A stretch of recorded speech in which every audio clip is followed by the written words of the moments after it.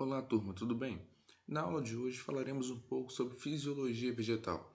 A gente vai abordar algumas questões sobre hormônios, sobre processos de nutrição, transpiração, parte de crescimento das plantas, condução de seiva bruta e seiva elaborada. Então a gente vai abordar um pouquinho desses conteúdos após termos visto já a parte de reino plantae, quando abordamos então os 4 grandes grupos de plantas: briófitas, pteridófitas, gimnospermas e angiospermas. Então a gente vai abordar agora a parte do desenvolvimento da planta propriamente. Ok? Então vamos lá. Para começar então, uma definição básica do que é a fisiologia vegetal, né, que é o ramo da botânica que estuda o metabolismo, o desenvolvimento, a reprodução e outro aspecto da vida dos vegetais. Tá? Então a gente aborda todo o processo de desenvolvimento desde quando semente até então o seu desenvolvimento como planta já madura, adulta. Sendo assim, a fisiologia vegetal que cuidará de explicar os processos fundamentais da fisiologia das plantas, como a fotossíntese, nutrição, respiração, os hormônios e a relação das plantas com a água. Aqui tem uma observação a fazer, porque na parte de fotossíntese nós tivemos uma aula específica sobre ela. Tá? Também a questão da respiração.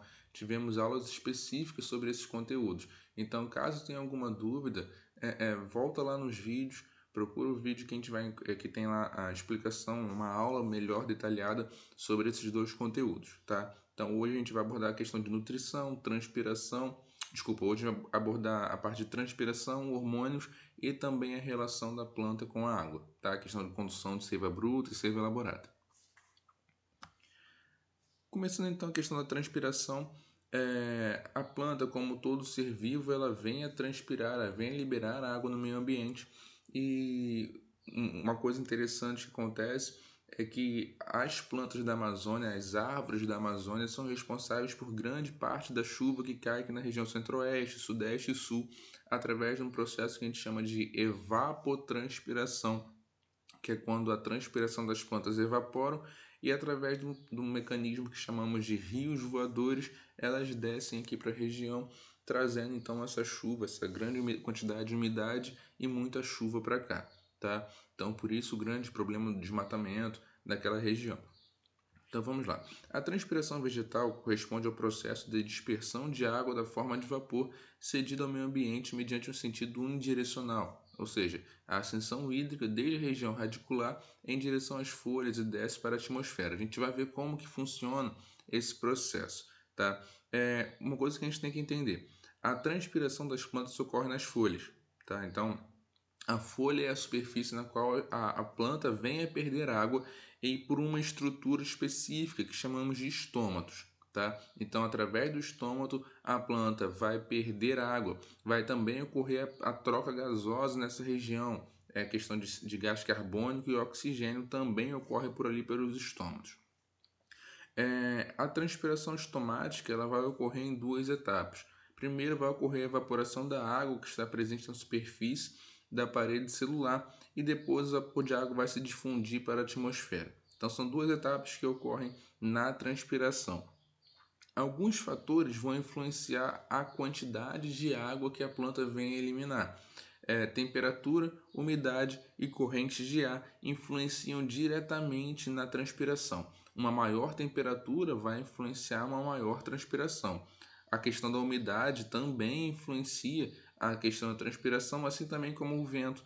O vento ele vai secar a planta, então vai fazer com que ela perca mais água, libere mais água na sua estrutura pela folha, perdendo assim mais água também. A posição dos estômatos vai variar conforme a planta. Planta de ambientes xerófitos, são plantas de ambientes secos, elas e com muito sol, elas vão apresentar geralmente esses estômatos na parte de baixo da folha. Então isso vai fazer com que naquela região a temperatura seja mais baixa, então por consequência disso ela perde menos água. Agora, plantas de ambientes aquáticos, por exemplo, apresentam um estômago na parte de cima da folha, porque não faz diferença para ela perder muita água. Uma vez que ela está em um ambiente aquático, então ela pode absorver muita água diretamente. Tá? Então, a posição do estômago vai variar conforme o ambiente que essa planta vem a viver. Tudo bem? Seguindo. Condução da seiva. A seiva da planta ela pode ser dividida basicamente em duas.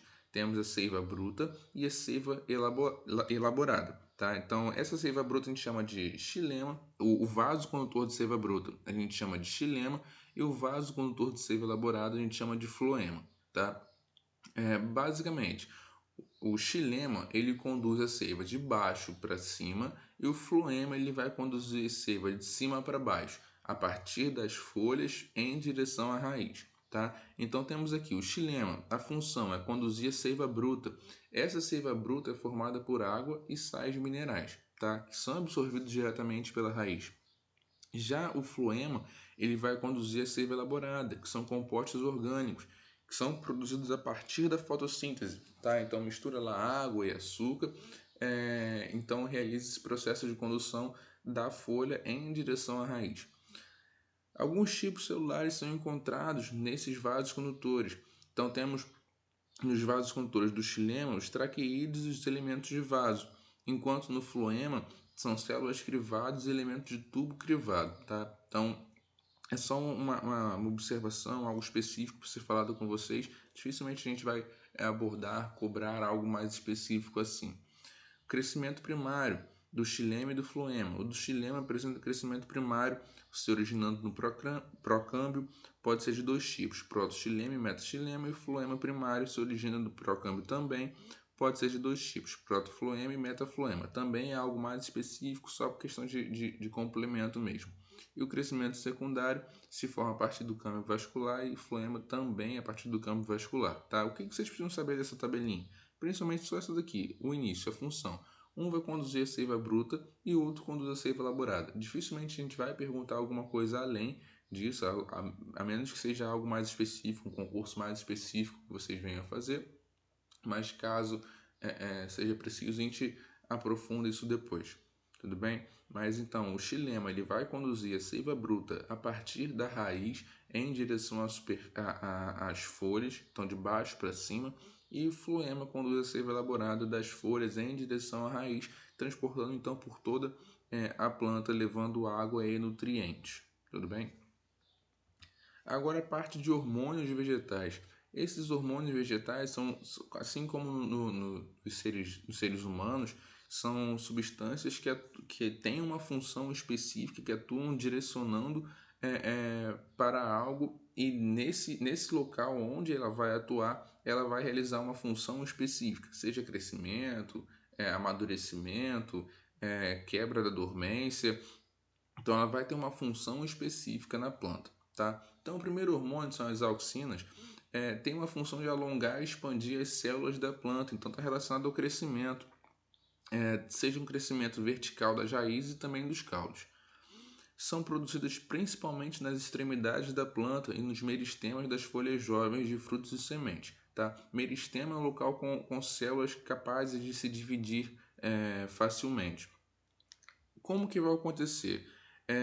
Elas se localizam sempre nessas regiões apicais. Aí o que acontece? Quando vem a luz, nesse caso aqui, a luz está vindo desse lado, as auxinas elas vão se afastar da luz e vão se acumular na outra região, na região longe da luz.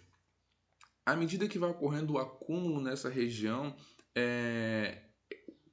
por funcionamento, por característica, por função